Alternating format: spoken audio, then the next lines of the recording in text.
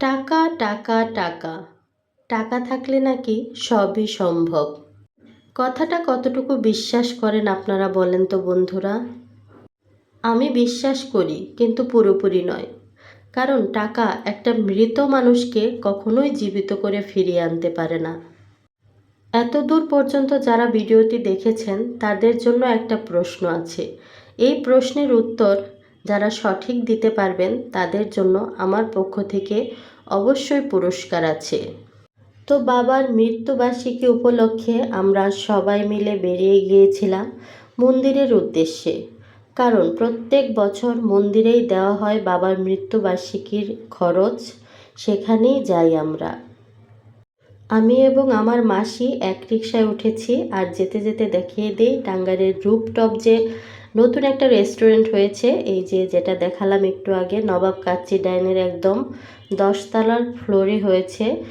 আজকাল আমাদের শহরে অনেক অনেক স্থাপনা হয়েছে যেগুলো কিনা আগে ছিল না। তো বলতে বলতেই কিন্তু আমরা চলে এসেছি ইসকন মন্দিরে। এটা টাঙ্গাইল সাবালিয়ায় অবস্থিত। যারা যারা টাঙ্গাইলে আছেন অবশ্যই চিনবেন।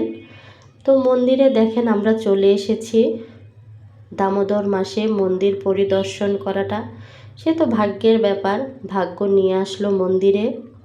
মন্দিরের ভেতরে ঢুকে জাস্ট অসাধারণ, মানে অবাক চোখে দেখলাম, এত সুন্দর লাগছে জগন্নাথ, সুভদ্রা এবং বলরামকে।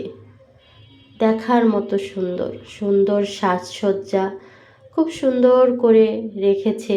ভগবানকে যারা সুন্দর করে রেখেছে, ভগবানও তাদের অবশ্যই সুন্দর করে রেখেছে। এখানে দামোদর লীলার কিছুটা অংশ তুলে ধরেছে দামোদর মাস উপলক্ষে। বেশ ভালো লাগছে। মা যশোদা গোপালকে বেঁধে রেখেছে। আর এখানে আছে প্রভুপাদের একটা মূর্তি। তো এটাও খুবই চমৎকার, খুবই চমৎকার। দেখে একদম জীবন্ত মনে হয়।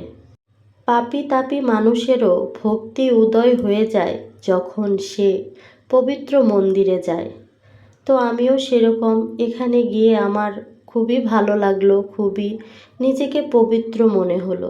যদিও ধর্মকর্ম সেইভাবে করতে পারি না। রান্নাবান্নার সব আয়োজন চলছে, খাওয়া দাওয়া যদিও আপনাদের আগেই দেখিয়ে দিয়েছি। একদিকে ভোগ আরতি হচ্ছে, আরেক দিকে আরতি করছে কীর্তনিয়ারা। তো সাথে সাথে আমিও একটু তালে তাল মিলিয়ে নিলাম। এদিকে আরতি করতে করতে আমাদের সবাই কিন্তু চলে এসেছিল। আমার মেয়েটা দেখেন খুব খুশি, সে ওখান থেকে আসতেই চায় না। কি সুন্দর হাতে তালি দিয়ে আরতি করছে। আমার বোন জামাই এসে গেছে।